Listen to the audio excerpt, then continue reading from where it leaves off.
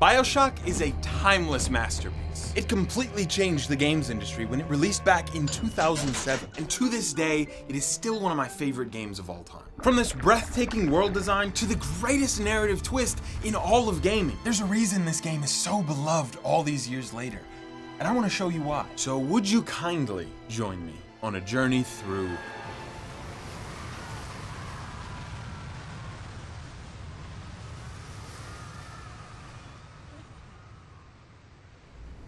Bioshock starts off with a plane crash. You find yourself stranded in the Atlantic Ocean, fighting to get to the surface, and once you do, there's nothing but flaming wreckage all around you, and a lighthouse within swimming distance. This is all the information you get before you are thrust into the driver's seat. For an introduction, it doesn't do much to introduce you to the world or give you any idea what to expect. But that's on purpose. All it's meant to do is establish the tone and pique your curiosity. See, Bioshock is built kind of like a mystery, where it will give you a hook, something to form a question in your mind. And then rather than give you the answer, it gives you the tools to find the answer for yourself. And this introduction immediately creates questions in your mind. Like, what happened to the plane? Why is this lighthouse conveniently placed exactly where we crashed? And what lies in the darkness beyond this golden doorway? The trick to this gameplay loop is that when you find those answers, you'll likely just end up with more questions. Once again, we're given just a taste of information. A statue of a man, and beneath him, a plaque telling us his name, Andrew Ryan. All around us, impressive architecture, just leaving you to wonder who could have built this, and why would they do it here in the middle of the ocean? Moving further into the lighthouse to figure out what exactly is going on here leads you to probably the most bizarre discovery yet. In the center of the room sits a submarine, emitting golden light that beckons you inside. It's called a bathysphere, basically just a creative way of saying submarine, and it's gonna take us down to the next leg on our journey. But if you take a look out the window, things are looking a little different from what you'd expect. Where exactly are we going? What the fudge is going on right now? Well, I'm gonna let Andrew Ryan tell you about that.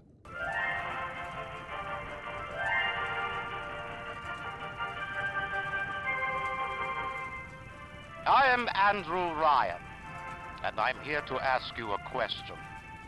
Is a man not entitled to the sweat of his brow? No, says the man in Washington, it belongs to the poor. No, says the man in the Vatican, it belongs to God.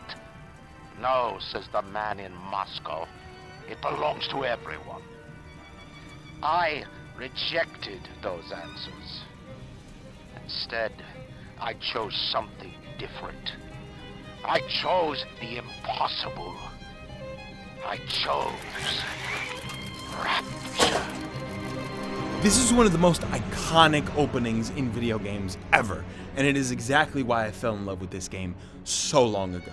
You can see the Art Deco design language was inspired by the GE building in the Rockefeller Center. Statues here inspired by the one of Atlas holding up the world. And all around, a myriad of advertisements for things like casinos or high-end lounges. This world beneath the waves is one of high class and luxury. It's like how people who've never been to New York see that city. The elegant buildings in the skyline, the bright, colorful lights in Times Square, dreams of suits and cigars. But that dream of beautiful, classy New York, it fades the second that you meet a naked crackhead on the subway.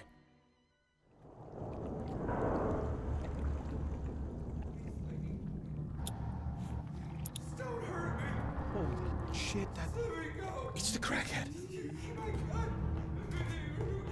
No! What the? Nope, I'm out.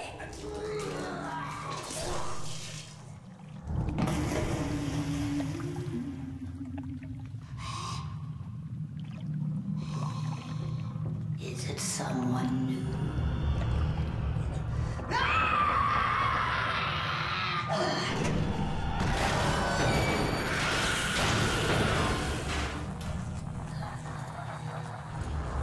Would you kindly pick up that shortwave radio?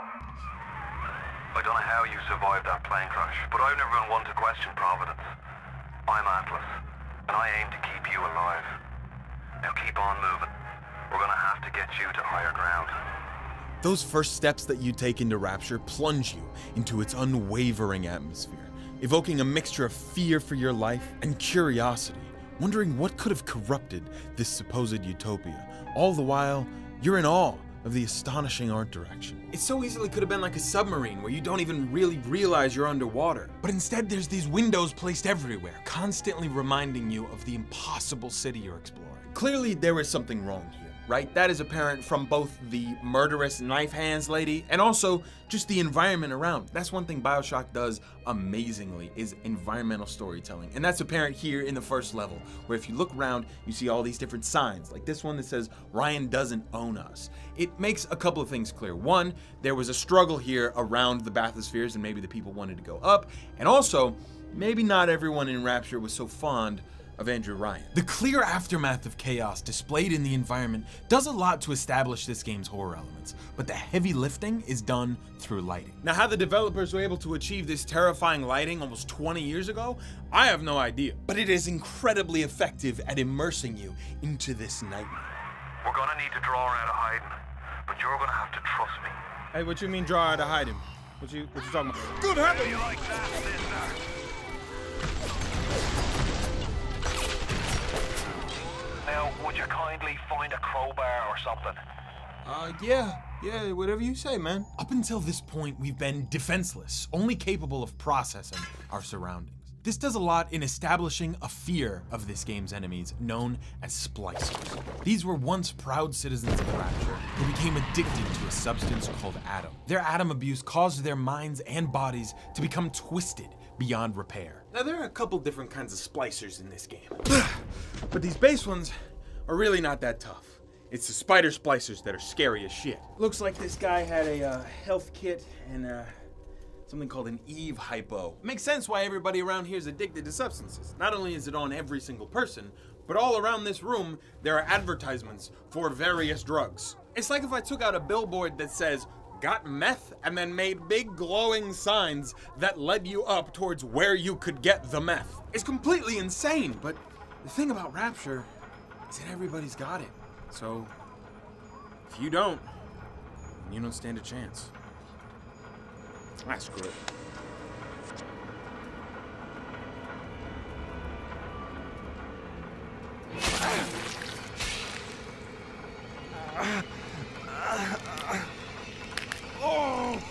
Steady now. Your genetic code is being rewritten.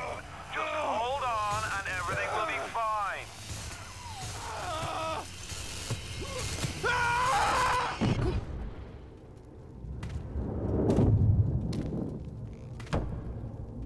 This little fish looks like he just had his cherry popped. Wonder if he's still got some Atom on him.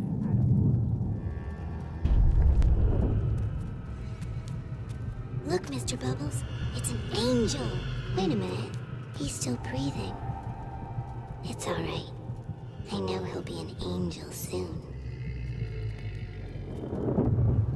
Oh, that shit's hitting. So what I just took is called a plasmid, and basically, it gives you superpowers. Throughout Bioshock, there are multiple different plasmids you can get. Some I like more than others, but this one, tried and true, it's called Electrable, and it does exactly what you think. Good for opening doors, and even better for taking down splicers quickly. Remember, the 1-2 punch! Now, looting is a huge part of Bioshock. Pretty much everybody's got something on them, and it... Listen, I've got a family. I need to get them out of here. But the splicers have cut me off from them. If you can reach them in Neptune's bounty, then maybe, just maybe... I know you must feel like the unluckiest man in the world right now. But you're the only hope I'll ever see my wife and child again. Go to Neptune's bounty. Find my family, please. Okay. Guess we're going to Neptune's bounty. Atlas is an interesting character in that he's the only one we've met so far who's not a cartoonishly evil businessman or a tweaker. Still, it's weird that he would trust a complete stranger with the lives of his family. Right through this door here is the Kashmir restaurant, and it is one of my favorite locations in all of Bioshock for a couple reasons. Number one, absolutely being the way you can look around this room and without a word, piece together what happened here. Now, the environmental storytelling in all of Bioshock is great, but I think this room does it especially well. I mean, we already know that some form of chaos washed over Rapture like a wave. And in here, we can see that they were celebrating. People were gathering to have a good time and celebrate the new year, 1959. And just based on the state this room was left in, it's fair to assume that that celebration ended abruptly and violently. The second big thing here is that this is where Bioshock first introduces you to the idea of taking down enemies using your environment.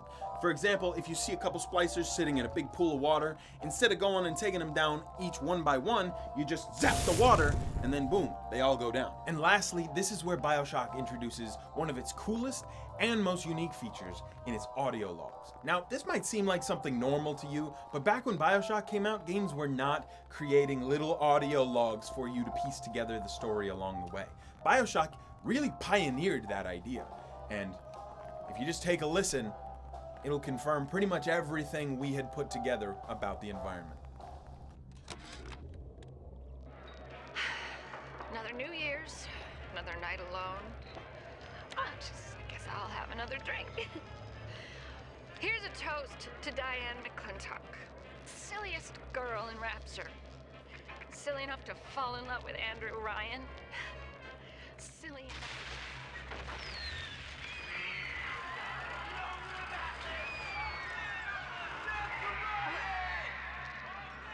What happened? I'm bleeding. Oh God. Bioshock uses environmental storytelling to set up intrigue that is paid off through audio logs. It's a satisfying loop of question and answer that allows you to be in charge of when or if you want to engage with the deeper narrative. Having the option to completely ignore the history and simply follow the surface level goals laid out for you makes further exploration infinitely more rewarding. Our way out of here is through the bathroom, which is probably needed considering where we're going. Look, all I'm saying is you better void your bowels now, because what you're about to see in there will definitely make you shit yourself. Careful now. Would you kindly lower that weapon for a minute? Right down here is what's called a little sister. They're little girls that were genetically modified and given big syringes so that they could go around and harvest the leftover atom in dead splicers. And where there's a little sister, there's always a big daddy.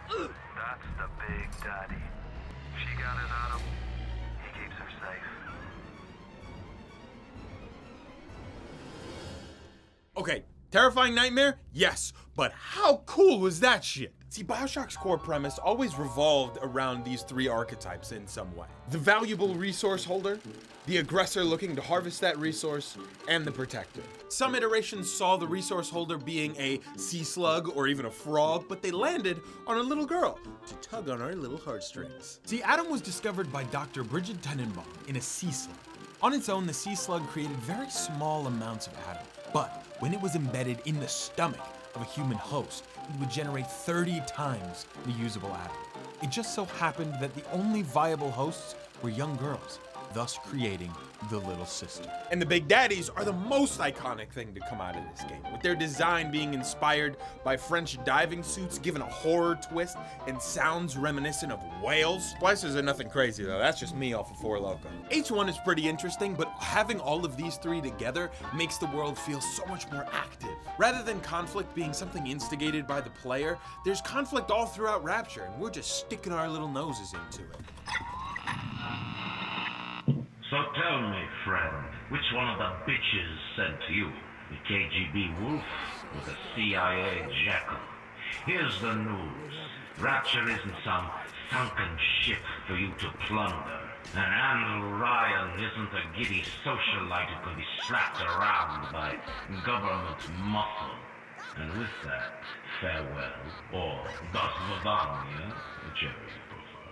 Up until this point, Andrew Ryan has just been a name to associate with this city of Rapture. But this moment right here, where he addresses the player directly, cements him as the antagonist. Don't forget now, Bioshock is a level-based game. And now that we've finished the introduction, it's time for us to enter the first level. It seems that to get to Neptune's bounty, we've got to make our way through the medical pavilion, which I'm sure will be a walk in the park perfectly fine, and no one will cause any kind of issues for us. The medical pavilion acts as a great look into how the people of Rapture functioned day to day. It shows us that Rapture is not just some bland backdrop for a first-person shooter, but a well thought out and lived-in city. Moving into the main area here, there's a lot of stuff that we could find. This here's called the Circus of Values, which is just a bullet vending machine, and it's kinda awesome. Now you can either pay full price or decide to hack the machine by playing this Little Pipes minigame. A lot of people don't like this, but I actually really love it. It stimulates my brain. The really cool thing about this is that the voice that you're hearing, the really annoying like clown laughing, that's Ken Levine, the creator of Bioshock. The mind behind it all is the voice behind the clown. In order to get through here over to Neptune's bounty,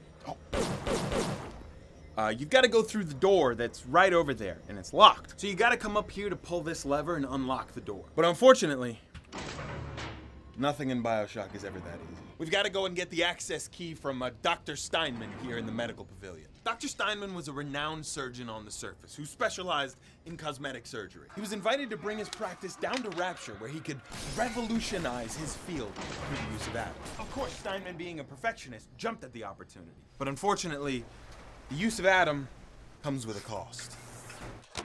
Atom presents new problems for the professional. As your tools improve, so do your standards. There was a time I was happy enough to take off a wart or two, or turn a real circus freak into something you can show in the daylight, but that was then, when we took what we got. But with atom, the flesh becomes clay. What excuse do we have not to sculpt and sculpt and sculpt until the job is done? Adam turned Steinman from a surgeon to an artist, and each of those poor souls, just another canvas. He became obsessed with perfection, to the point where he would stop at nothing and spare no one in his pursuit. He's become a monster, and he's also the only thing standing between us and that key card. Why do we have two eyes? Is there some law that says we must? 2 arms, 2 legs, 2 ears, 2 breasts. Surprise, bitch! Okay, well now we've got a new problem. To get to Steinman's office, we've got to clear this debris. But don't worry. There's a plasmid for that. There are actually 2 plasmids to find on this level. The first one's in a place called Eternal Flame, which is apparently just a creative name for a cremation business. So, cool. This one here is called Incinerate, and its use is made pretty clear by the oil trail on the ground. Get them splashers crispy. This one is telekinesis, and I really love how they present this one. You find it here in the dentist's office, and the thought process is that dentists love to show off their hobbies in the office. So they made this dentist really love tennis, so much so that he has an entire tennis court in the back of his office. It's little details like this that make the city of Rapture feel so unique and creative. And now that we've got the telekinesis plasmid, we can make our way back to Steinman's office. Now all we've got to do in here is just take the grenade that this guy throws, chuck it over there, clearing our path to Steinman. What can I do with this one, Aphrodite? She won't stay still! I want to make them beautiful, but they always turn out wrong! That one too fat! This one too tall! This one too symmetrical! And now, what's this goddess? An intruder! He's ugly! Ugly! Ugly! Ugly! Okay, so now that we've collected a few plasmids, there's a couple of different ways we could go about this boss fight. Better to lead him down to the water, where it'll do more damage. We could also use our telekinesis to throw explosive barrels and let him get crispy. There's even oil trails on the ground, but I prefer to do it the old-fashioned way. Now that he's dead, we can grab the access key and get out of here. From here, it should be a straight shot to Neptune's bounty.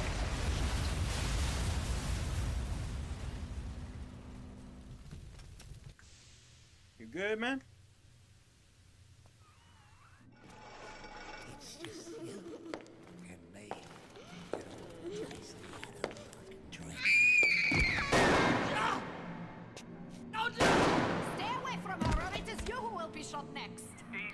Doctor. He's just looking for a wee bit of Adam. Just enough to get by. I'll not have him hurt my little ones. It's okay, lad.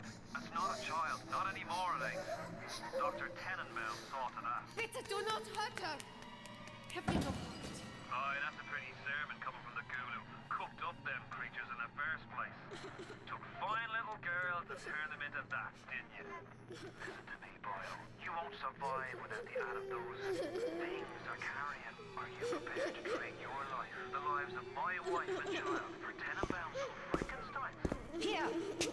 There is another one. Use this. Free them from their torment. I will make it to be worth your while. Somehow. It's at this point in Bioshock that you have to make a decision. The little sister has so much Adam that we need for plasmids, but extracting that Adam requires killing her. There's only one question here. How far are you willing to go for power? No! No! No! No!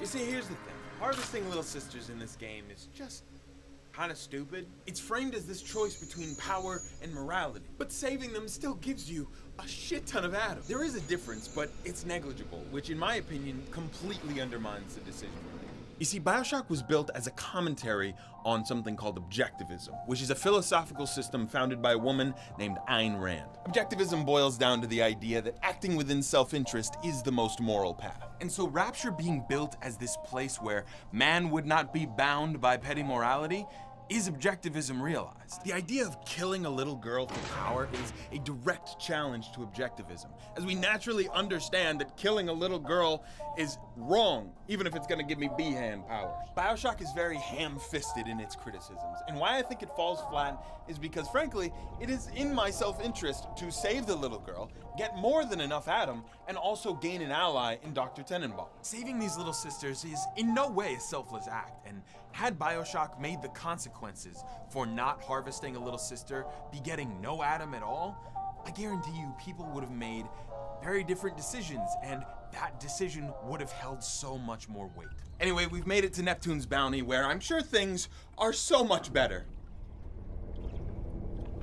Lovely. It's here where we first learn about Frank Fontaine, a businessman here in Rapture similar to Andrew Ryan, who definitely has acted in self-interest. At some point, Andrew Ryan got paranoid that the world's governments were going to come and take Rapture, and so he banned any contact with the surface, including the trading of surface goods. Now, Frank Fontaine decided to use this as an opportunity to make some cash, and so he started a smuggling operation right underneath Andrew Ryan's nose. He used these funds to become one of the most well-known businessmen in Rapture, starting a company called Fontaine Futuristics, an empire big enough to rival Andrew Ryan's. These illegal operations put Fontaine at the top of Andrew Ryan's shit list, which inevitably led to Fontaine being shot and killed by one of Andrew Ryan's goons. And though he may be dead, Frank Fontaine has left a stain on Rapture that Andrew Ryan just can't seem to wash away.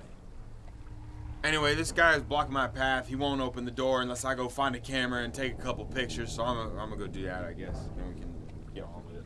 We can't move forward until we've got the research camera, which, in my opinion, is a really stupid item. Its basic function is for taking pictures of splicers to do research on them, and the more research you do, the more damage you do for some reason. So, take this spider splicer for example.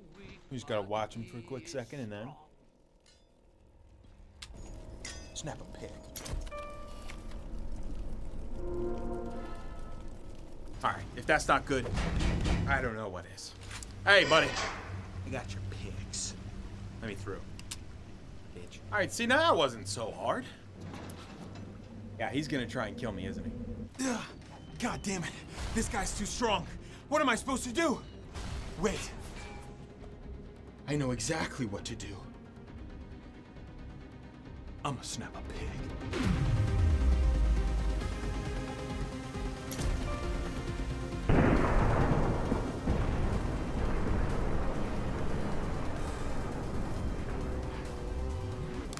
Huh. Sorry. I had to snap a pig.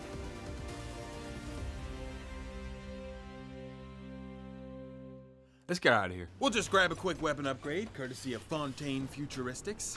and now we can go save Atlas's family. All we gotta do to get out of here is pull this lever. God damn it. Oh no. It's an exposition window. That means something bad's about to happen. You blow a fuse up there? No. Can't see a damn thing in that booth. Give me a tick, and I'll get you out. I don't know what happened, man. It had to been like old fuses or something. Because it's the water and, you know, it's like an old facility. It must have been a construction. It's the pipes. It's the pipes. It's not getting the... So dark in here. Right? If only you could do something, anything, except Atlas! just stand here Atlas! and watch you die. Atlas! Oh, shit! God damn it. Splicers! Get out if you can! Get out and we'll regroup! Yeah, no shit, man! Hey, don't worry. I'm gonna get to your family, man. We're gonna make it out of this shit! No! Shit!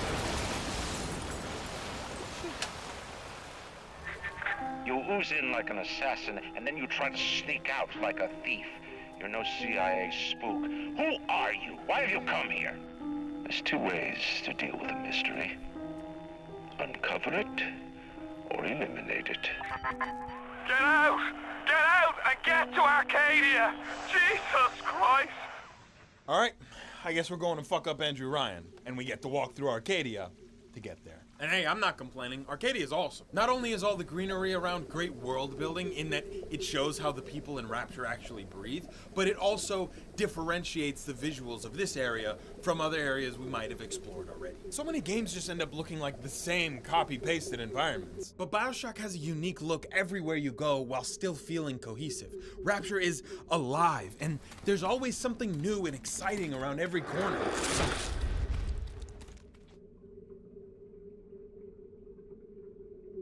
See, what the hell? See, even the enemies here are dynamic and deliberate. Instead of just copy and pasting the base splicers, Arcadia is home to a cult of Houdini splicers that worship nature, which is kind of fucking awesome.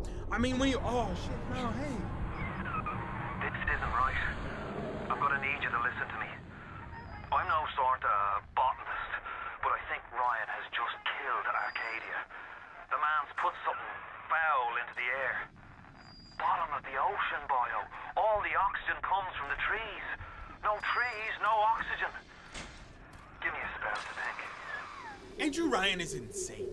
Imagine killing someone's entire family, as well as destroying all the oxygen production in your underwater nightmare city, just to stop one guy in a weird sweater. Weird ain't itchy, it's itchy. Luckily, though, not all hope is lost. We've still got one trick up our poorly crafted polyester sleeve. I think I've got a way to save the trees. It's a genetic vector that... Could you find a sample of Rosa Gallica for me? Look in the grotto. I've got to keep working while there's time. Along our search, we can find these posters that ask, who is Atlas? Which is a good question. We probably should have asked that a lot sooner. Through audio logs in the environment, we learned that Atlas was a freedom fighter who led the working class in a coup against Andrew Ryan. Pretty badass. This is what led to the civil war in Rapture, the poor rising up against the powerful. Which is kind of just to be expected in an unchecked capitalist market, but what are you gonna do? Live and learn. Anyway, we got our thing. We can head back to Julie Langford. You've brought the Rosa Gallica? Yeah. Oh, what are you waiting for? An engraved invitation? Damn. Send it through the pneumo. Shit. Everybody's so goddamn mean. What happened to joy? And whimsy? Where did it go? Was that taken too? Alright, Julie, what we do? God damn it. Julie, we made a business deal, you and I, did we not? Money changed hands. Let me read to you from the agreement. You know what? I'm gonna put a pause on Ryan for just a second. Long story short, he kills her. Whatever. Bioshock was created by a man named Ken Levine at a studio called Irrational Games. Now, Ken has stated in interviews before that he thinks cutscenes ruin story games. You're not playing a game to watch stuff happen. The point is to interact with this digital world. I, as a player, am not interacting with this any more than I would a normal cutscene. And in fact, I think the glass separating me from what's happening creates more of a disconnect than anything. That being said, I do like this, you know, it's charming. But if it were a traditional cutscene, I probably wouldn't complain. To get you up to speed with what just happened, though, this lady, Julie Langford, died, but before she did, she told us she was working on something called the Lazarus Vector, which is a crazy name. And also, she wrote this code up here. The Lazarus Vector is something that can bring dead plants back to life, which is incredibly convenient. And if we pop the code into this wall safe over here, we will get the market key. The market is where we will find all the ingredients for the Lazarus Vector. The components we need for the Lazarus Vector are the chlorophyll solution, the distilled water, and the enzyme sample. And also, I'm going to let my editor geek put a funny image up on that screen. Look at that. Isn't that a funny image? It's a good one. Like I said before, everything we need is here in the farmer's market. The first thing we need is right over here, in the same place as my favorite plasmid. There's a ton of great plasmids in this game, but none of them compare to the bees. The enzyme sample we need actually comes from the bees. So the game here is to fumigate this big room full of bees and then run in to grab the enzyme before they come back out. You may be wondering, why do they need bees in Rapture? Well, bees are useful for way more than honey. For instance, did you know that bee pollen extracts can be used as treatment for an enlarged prostate? So if you're having trouble pissing, try putting a bee directly in your asshole. If it stings, that just means it's working. The more you know. And finally, we can grab the bees plasmid and shoot bees out of our hands. All right, let's go find the next prostate. I mean ingredient. This one is in the winery. The coolest thing about this place is when you shoot the barrels, wine comes out.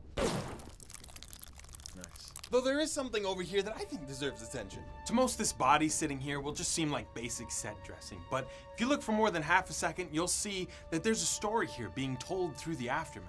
Leaned up against a wall with the shotgun placed directly up towards his head and a splatter behind him, it's clear this wasn't random placement. The developers put him here deliberately and are implying that he Kurt Cobain'd himself. And that body's not even the only one.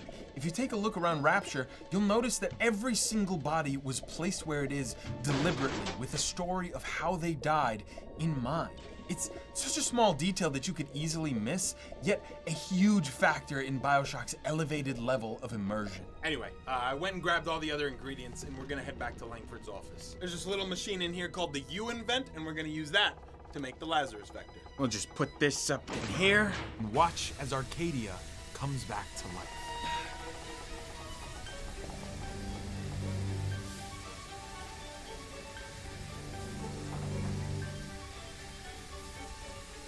And along with it, our path forward finally opens. As much as I love this game, I must admit, the mission structure can be an eensy-weensy, itty-bitty, tiny bit tedious. Like, if it were not for the incredible world and story at play here, this would not be worth it. I mean, just look at this, though. How do you not keep exploring a world that looks like this? Bioshock is carried by this incredible art direction. I mean, this is the pinnacle of art direction. Everything with its purpose and designed beautifully, evoking an emotion in every room. Even this deep into the game, I'm still blown away at how well they were able to set up this world. A lot of it's even interactable too. Like, you can come over here and get your fortune from...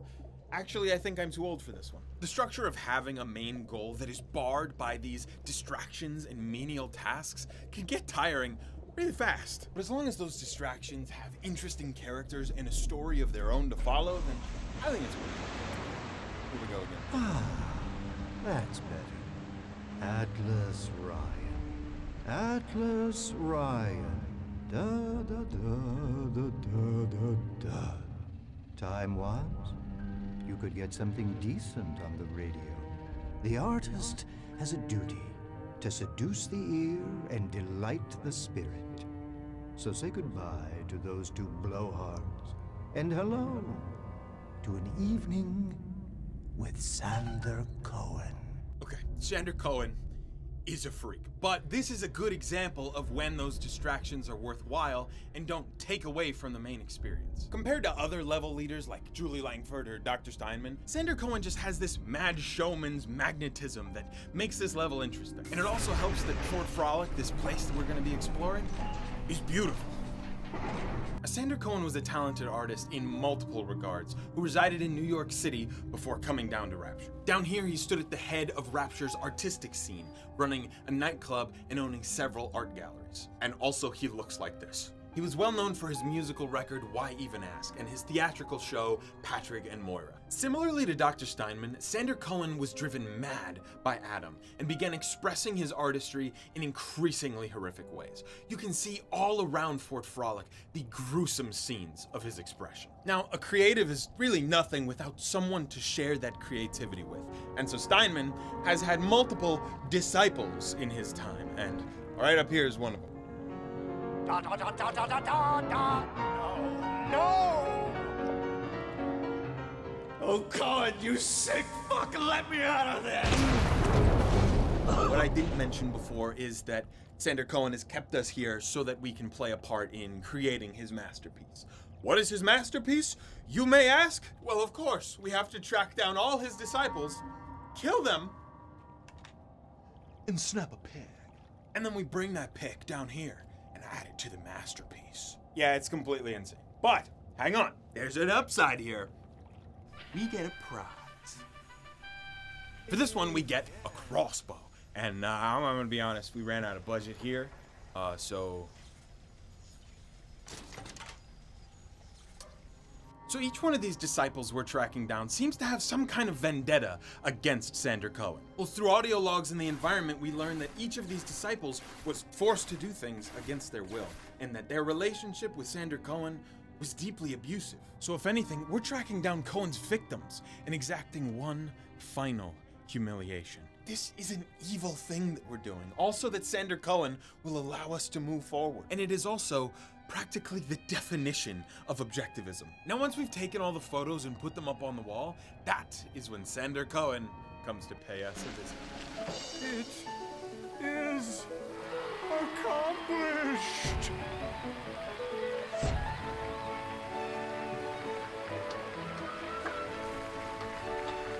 This is the end of the level, and it's really interesting because it's one of the few instances where Bioshock actually gives you a choice. You can either kill Sander Cohen where he stands, or leave him be. There's nothing here telling us that we have to kill him. We can just go. Thankfully, though, that's the last distraction out of the way, and we can finally bring the fight to Ryan. It's time to either run the table or go home empty. Ryan's got the genetic key to Rapture. We get that from him, and we get out of this hellhole. We don't, then you and I are ghosts. This place was Ryan's dream, his escape from tyranny. But he became the tyrant he was running from, turned it into a nightmare. Finally, after everything, Ryan is within reach. But it seems we're not the first to get this far, and who knows if we'll be the last. Each of these bodies, displayed like a trophy, belong to those before us who tried to stand up to Ryan.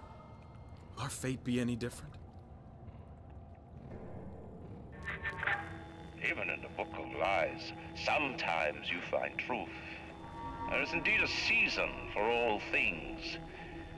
And now that I see you, flesh to flesh and blood to blood, I know I cannot raise my hand against you. But know this. You are my greatest disappointment. Does your master hear me? Atlas, you can kill me, but you will never have my city. My strength is not in steel and fire. That is what the parasites will never understand. A season for all things. A time to live and a time to die. A time to build and a time to destroy. I swear it's always some shit here. Well, no, that's never stopped me before, and it's not gonna stop me now. Come on, big-headed bitch.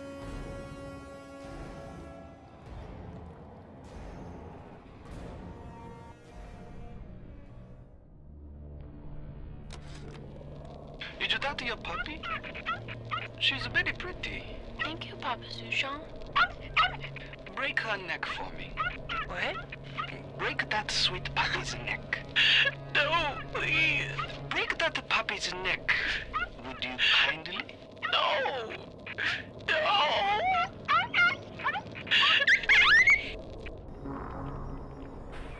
Now would you kindly head to Ryan's office and kill the son of a bitch?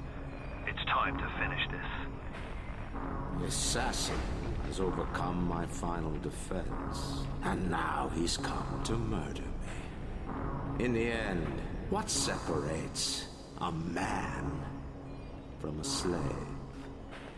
Money? Power? No. A man chooses. A slave obeys. You think you have memories. A farm. A family. An airplane. A crash. And then this place. Was there really a family? Did that airplane crash? Or was it hijacked? Forced down. Forced down by something less than a man, something bred to sleepwalk through life until they are activated by a simple phrase spoken by their kindly master. Was a man sent to kill, or a slave? A man chooses. A slave obeys. Come in. Stop, would you kindly? Would you kindly? Powerful phrase. Familiar phrase. Would you kindly? Would you kindly get this? Would you kindly find that? Would you kindly find that? Would you kindly find? Would you kindly get this? Would you kindly head to Ryan's office and kill the son of a bitch? Sit, would you kindly? Stand, would you kindly? Run! Stop! Turn.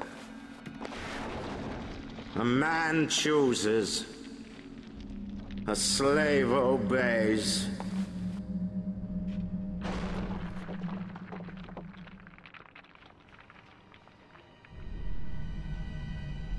Kill!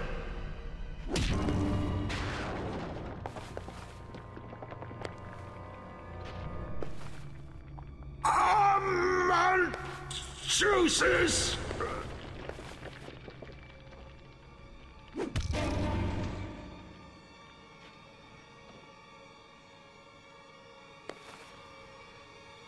A slave obeys!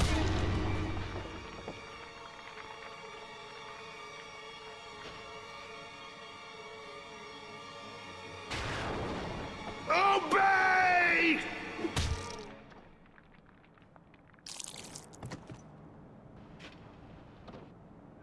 Hurry now! Grab Ryan's genetic key! Now would you kindly put it in that goddamn machine?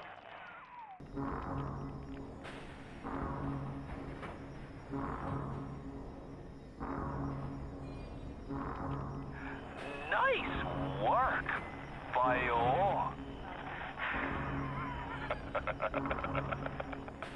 It's time to end this little masquerade. There ain't no Atlas kid. Never was. The name's Frank Fontaine. I gotta say, I had a lot of business partners in my life, but you, of course, the fact that you were genetically conditioned to bark like a cocker spaniel when I said, would you kindly, might have had something to do with it, but still. Now, as soon as that machine finishes processing the genetic key you just fished off Ryan, I'm gonna run Rapture tits to toes. You've been a pal, but you know what they say? Never mix business with friendship. Thanks for everything, kid. Don't forget to say hi to Ryan for me. Come with me!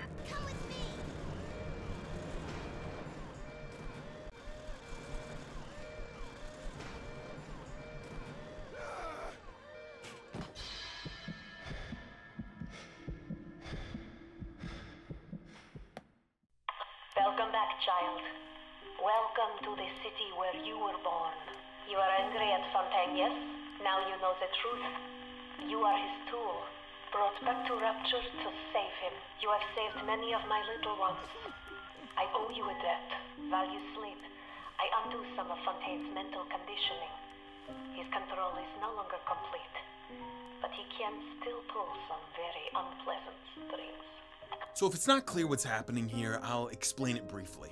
In Bioshock, you don't play as a random plane crash survivor. You play as Jack Ryan, Andrew Ryan's illegitimate son, who he didn't even know existed. Jack was created in a lab by Frank Fontaine and Dr. Tenenbaum, who just saved us. Jack was implanted with false memories and sent up to the surface, only to return when he heard his activation phrase, "Would you kindly?" Up until this point, we've had no free will. We were actually just a sleeper agent for Atlas, who was just Frank Fontaine in disguise the entire time. Atlas never existed, and Frank Fontaine's been pulling our strings all along. Now, the brainwashing Fontaine did on us was slightly undone by Dr. Tenenbaum, but not completely. So right now, the goal is to get rid of any leftover control Fontaine has, so we can go and kill him. Our first goal that is actually ours. The cure we need is in Mercury Suites, so first order of business is to go get that. This "Would You Kindly" twist is probably the most famous one in all of gaming, and what cemented Bioshock as a true masterpiece. It's something that, looking back, makes you feel stupid for not realizing sooner. The idea that you've been a sleeper agent all along is actually a jab at how games feed you this false idea of freedom, when, in reality, there's very little choice present in most games. It's honestly something most players are used to. The character you're playing wants to accomplish a goal, and you aren't necessarily influencing that, you're just playing it out. It also makes the events of this game make way more sense. Any rational person probably would not have made the choices that Jack makes in this game, but recontextualized by this mental manipulation, it makes everything click. All right, now that we've got the cure, we're free to end this.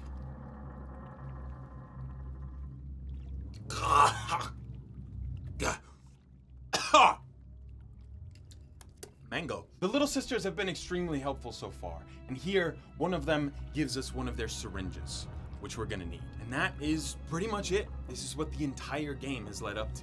Before we go up there though, I just wanted to say that this video has taken so much hard work from not just me, but my editor Geek as well. We've been in the trenches, really trying to make this thing great, and frankly, it's been time consuming and really expensive. So I don't normally ask this, but would you kindly subscribe and like all the YouTube stuff, share on Reddit. I don't know how Reddit works, but I've heard that's good.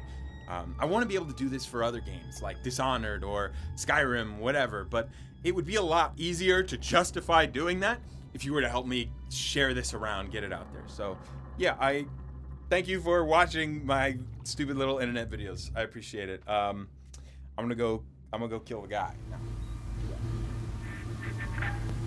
I remember when me and the crowd put you in that sub. You were no more than 2. You were my ace in the hole, but you were also the closest thing I ever had to a son. And that's why this hurts. Betrayal, kid. Life ain't strictly business.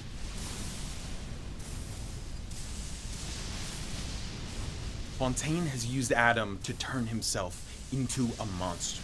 So all we gotta do is get it out. Come and get it,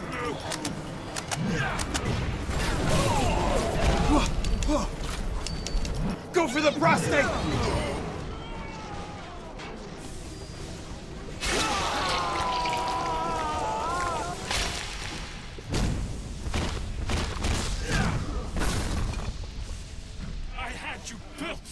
I sent you topside. I called you back, showed you what you was capable of. Even that life you thought you had, that was something I dreamed up and had tattooed inside your head. Now, if you don't call that family, I don't know what is. And now...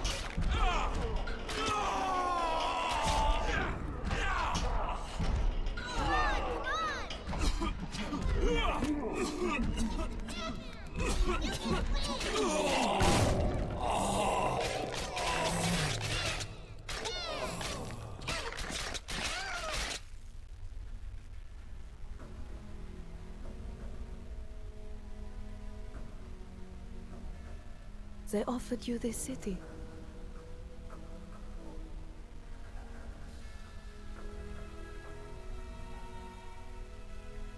And you refused it.